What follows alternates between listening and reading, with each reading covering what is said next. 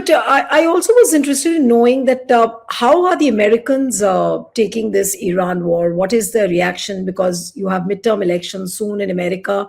How are the Americans responding to Iran war? So you must understand that Iran has been demonized for decades in this country. Anything bad happens, then you have this long beard and turban. So whether it's Bin Laden or whether it's Ayatollah Khomeini or whether it's Ali Khomeini, it's the same thing, right? The turban and the big beard. So Americans have grown up listening to a lot of negative stuff about Iran for a long time. And then there is a lot of pro-Israeli propaganda in this country justifying this. So in spite of that, I was looking at the polls today. Let me just tell you that among the people, the Donald Trump's approval rating has gone the lowest ever, which is 36%. But not only is his approval ratings down, the support for the war is not very high either. It has never reached 50%. So in the beginning, it was 27%, and I think right now the approval is around 30% are supporting the war effort. And other than that, there are lots and lots. The majority are against the war. They are obviously frightened to death that Trump may go on and launch a ground war in Iran. And not many people are enthused about this idea of regime change. And what is also troubling to me is that the pollsters are not asking some critical questions. Like they're not asking them, is this war in the interest of the US or Israel, for example? Yeah. If they ask, we would get an answer, right? But the You Americans are thinking of that. media. So you were saying that the American media is also not reporting honestly or not asking critical questions from Donald Trump. From the public to get an opinion on that, because they are so scared of the Israeli lobby. It's unbelievable. When I came, there was this guy called Rick Sanchez. He was the main anchor in Miami. I came to Miami first. This was a 92 Gulf War. So I was fascinated by America. I'd never seen anything like this. To me, it was like a tamasha. This country is a tamasha. So I'm watching this Gulf War news, and Rick Sanchez was standing on the map of Kuwait. His heel was on the map of Kuwait, and he's saying, we're going to be attacking from here, and then he couldn't find Kuwait. So it became a very funny moment all over the country that Rick Sanchez couldn't find Kuwait because he was standing on Kuwait on the map. This guy was the main anchor, and there was lots of talk about it. One day, he just asked a question about Israel, and he disappeared. Google him and see. He just disappeared. His career is over. So anybody who's went, like for example, during the Gaza war, there were 3 Muslims who were on MSNBC, including Mehdi Hassan, right? So what they did with Mehdi was they didn't fire Mehdi, because they thought if they fired Mehdi, then he would be with somebody else. So they just put him on the bench. And he's not doing any shows, right? So the media is very pro-Israel, very nasty, and when it comes to the Palestine issue.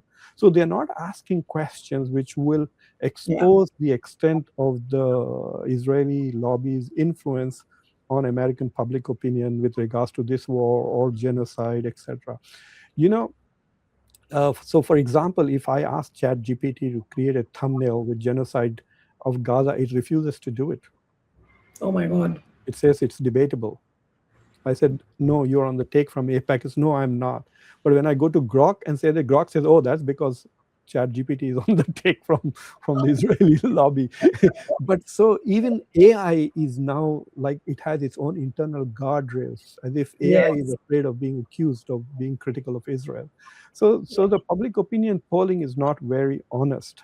But I must tell you this much, that the support among Republicans is still very high for Donald Trump, and that is what he cares about. But overall, independents and the Democrats have moved so far away from him that there is a clear perception that if the midterm elections were to be held today, it is quite possible he'll lose both the House and the Senate. And then he could get impeached. Really, so it's not a good idea. But if he has made a lot of money this week, if his family has, there's now all this reporting going on that Eric Trump invested in a drone company just a few days before the war started, and now that company is the biggest provider of drones to the US military, etc. So there's a lot of these accusations that the Trump family is basically making billions of dollars because of Trump's foreign policy and other policies. So we will see what is happening. If his friends are making money, he's making money, then this war will continue. Yeah. So, Dr. Khan, I mean, I was interviewing one of the bureaucrats last night for this channel, Mr. E.S. Sarma, and he was pointing out the fact that Iran has huge reserves of hydrocarbons. Then what Donald Trump is doing, that he's also selling weapons. Then he's interested in the hydrocarbon reserves. Then also he's interested in the drones. So, what is war for Donald Trump? Is it just like a business machine where he's churning out money, he's driving the markets, and obviously, so he doesn't want the war to end. And of course, Netanyahu is also unstoppable, like what you explained. So with Donald Trump, you must understand that he was very anti-war. So during the elections, he said very clearly that no regime change wars, no never-ending wars, no wars in the Middle East, etc. That was his promise, which he made literally. If you go and do a search on YouTube, you'll find literally hundreds of his speeches to that effect. And in fact, there was all this debate among American Muslims. 30% of American Muslims voted for Donald Trump in 2024. And this is the man who wanted to ban Muslims, right, from this country. So we said that he has made it. Why are you voting? And so there was the first answer that we got from Muslims was no new wars. In his entire first term, he did not invade any country or start any new war. In fact, he ended the occupation of Afghanistan. If you remember, he was the one who made the deal with the Taliban. So now you are seeing Trump 2.0 is entirely different from Trump 1.0.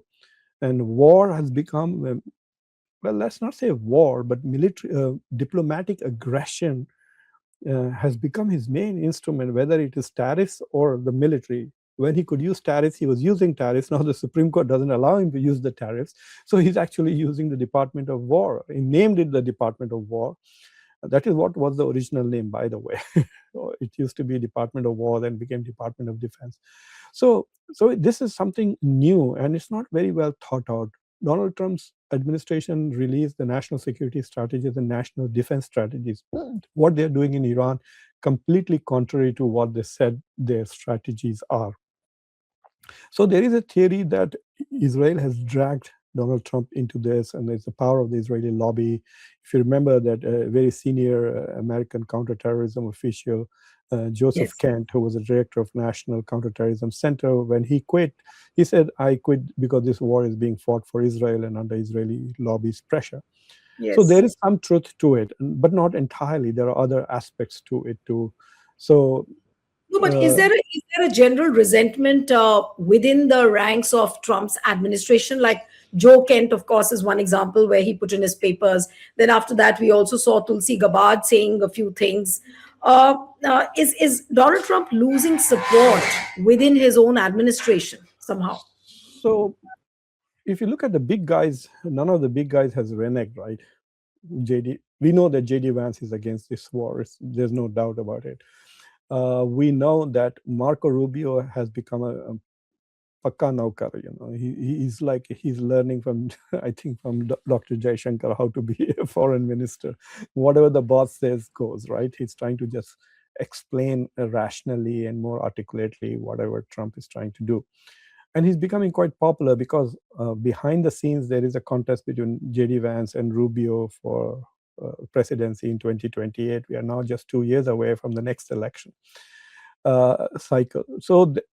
But the people who have quit right now, it is only one major person, which is Joe Kent. There was No, lots but of what talk about the that Tulsi Department of Gabbard will War? follow, but she didn't. She's still in Dr. power. Khan, what about the Department of War? Because I was watching, I think it was CNN or some of the channel, which said that there was a difference.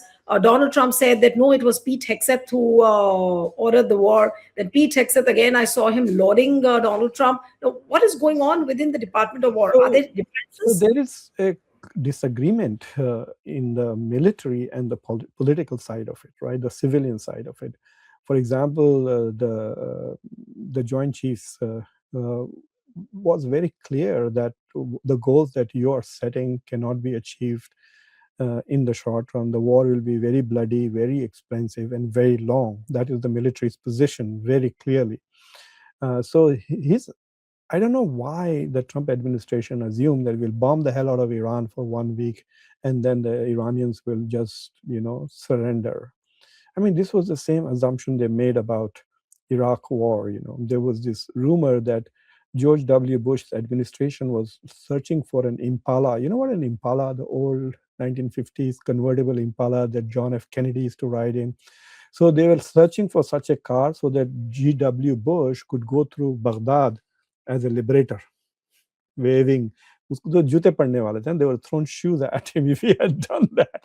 So it was this perception that we will be welcomed by liberators, and that's the rubbish that the Iranian lobby here has been feeding the Trump administration, that 90% of the Iranians are against the regime. So all you have to do is go and bomb Iran and the Iranians will be thrilled. I mean, how stupid do you have to be to believe that argument, right? I'm so critical of the Modi government, but I staunchly oppose any efforts here in the US to lobby sanctions against India, because I know it's ordinary Indians who are going to suffer if there are any sanctions imposed. It's Yeah. not going to affect the rich or the government, right?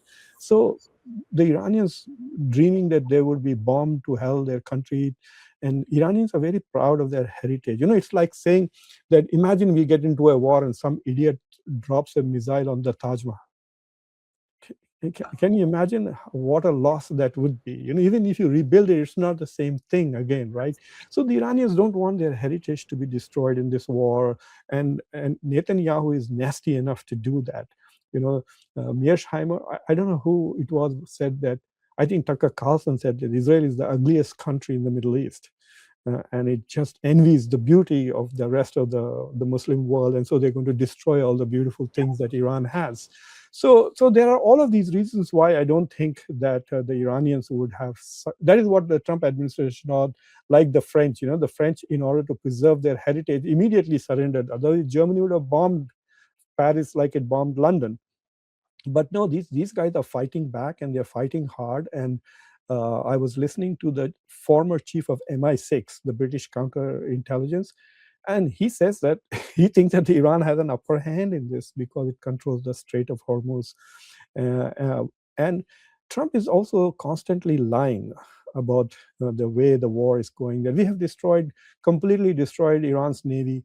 We have destroyed their army. We have destroyed. Then what's the trouble? Like, why are the ships not going through the Strait of Hormuz? Do you know that 3,000 ships that are stuck total? 2,000 inside the Persian Gulf and 1,000 outside. So the traffic both ways is blocked. It's not just one way. The ships eventually. I was talking to an Indian diplomat who was saying, Muqtedar, people are just focused on oil. What they don't know is very soon there will be no tomatoes available in the Gulf because they have to go in, right? So even countries like, for example, if you look at Kuwait and Iraq, for example, and Qatar, they have no other way out. You're not going to fly in tomatoes, right? You have to bring in by ship. So food and other, you're going to have food insecurity in these rich countries because there is no traffic through the Strait of Hormuz. So my last question to you, Dr. Yeah. Khan, is that are we in a position to predict when the war is going to end, or it's like a long drawn battle, what we see in Ukraine?